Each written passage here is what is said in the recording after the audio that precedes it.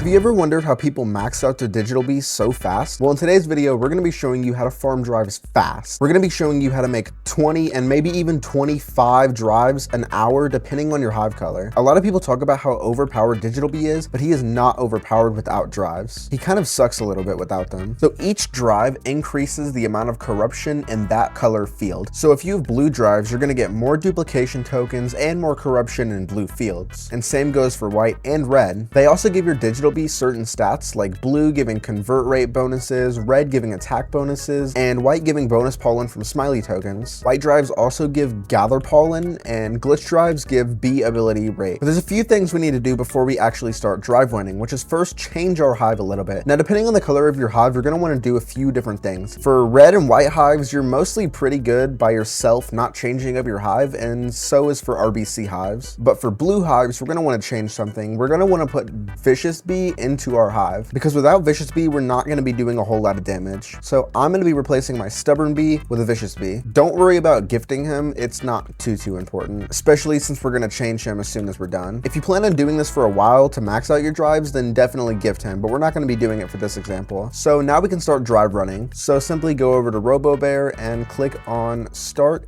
a new robo challenge. So first of the quest, we're gonna wanna pick quests that are easy for us to do. So since we're a blue hive, we're gonna be wanting to pick quests that revolve around our hive color. So we're gonna mostly want honey quests, blue pollen quests, or field quests that are for blue fields like bamboo and pine tree. So we're gonna click honey. These first few rounds don't really matter that much since they're so easy. Now, when it comes to bee selection, we're gonna want to click different bees, not really the same bees. So let me show you what I mean. So we're gonna be doing gifted basic bee, gummy bee, and let's do bucko. Okay, for drive runs, for upgrades, we're gonna be mostly wanting to do upgrades that give us cogs or attack. So this, we're gonna do credit upgrade. Only do these upgrades if you can make the amount of cogs it gives you back before the challenge ends. So if it costs 6 and it gives you 2, make sure you're 4 rounds or more away from beating the challenge. And if not, then don't get it, because then you're just wasting your cogs. I would also recommend getting people to macro with you and just going to pine tree forest so you make the most pollen. It really speeds up this process and makes it a lot easier. Also, remember, blooms give you a lot of pollen, so make sure you pick up blooms whenever you can. See, we have a pine tree forest and a pollen upgrade. We're going to be going pine tree since it's so much less and we collect a lot from this field. So see here, we have 2 buoyant bees, but we're going to want to pick looker bee because of that extra attack bonus. And you're going to want to be leaning more towards tadpole bees instead of buoyant bees, since these are going to make you collect a lot more. If you're struggling with attack a lot, then get buoyant bees with a high balloon blessing. But if you don't really struggle that much with attack early on, then try to get more tadpoles. You don't really collect that much pollen from buoyant bees. Round 3, we're definitely going to want to pick the blue flower quest. Here we go again, tadpole or music bees. Music bees give you damage, so we're going to want to pick them. And always pick vicious bees, and any bee that gives you attack, pick that over any other bee, unless it's like digital bee or basic bee. But you're mostly gonna want attacking bees over basic bee, even if it gives you that pollen multiplier. As a blue hive, just make sure you pick any bee that gives you attack. Subscribe gives you +1 cogs per round, but it costs 9 cogs, so we're not gonna be getting that because we're not gonna get that value out of this. So we're gonna start round and go straight to blue flower.